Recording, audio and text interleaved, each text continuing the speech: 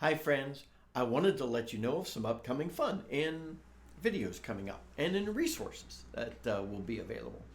And some stuff are things I want to do, but a lot of things are generated out of the conversations we have.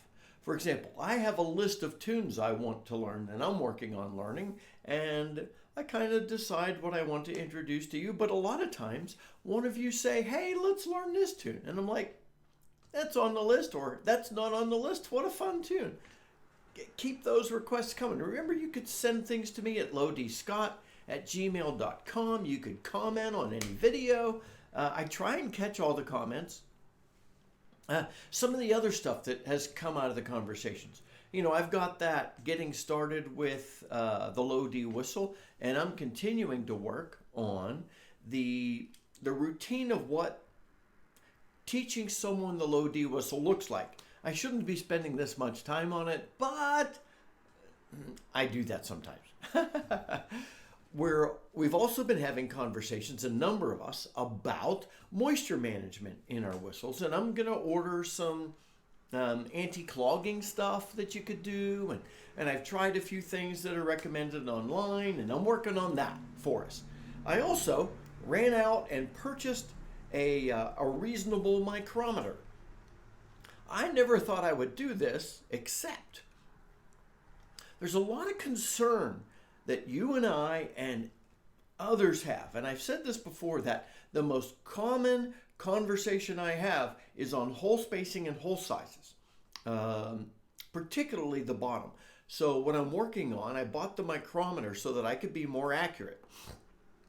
In all the whistles I have, I'm going to measure the hole dimensions and the hole spacings so that you can know. Because remember, one of my goals is to inform us. You want to go out and buy a whistle, you could fall in love with the tone of a whistle, and the money's good, and you get the thing, and you've got to cramp your hand to play it.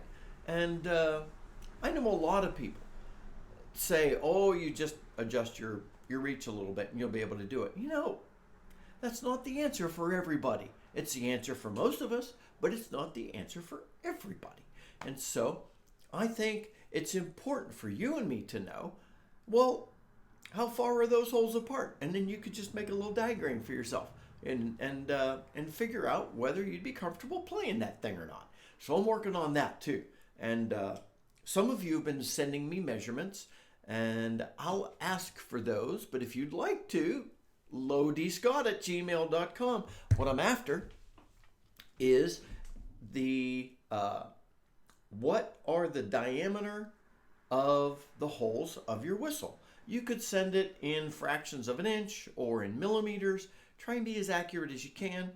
And then the spacing from one hole to another. And when you do that, please let me know if you're doing the center of the hole to the center of the next hole, or the top of the hole to the bottom of the next hole. But if you do either of those, please also let me know the diameters of the holes. That helps.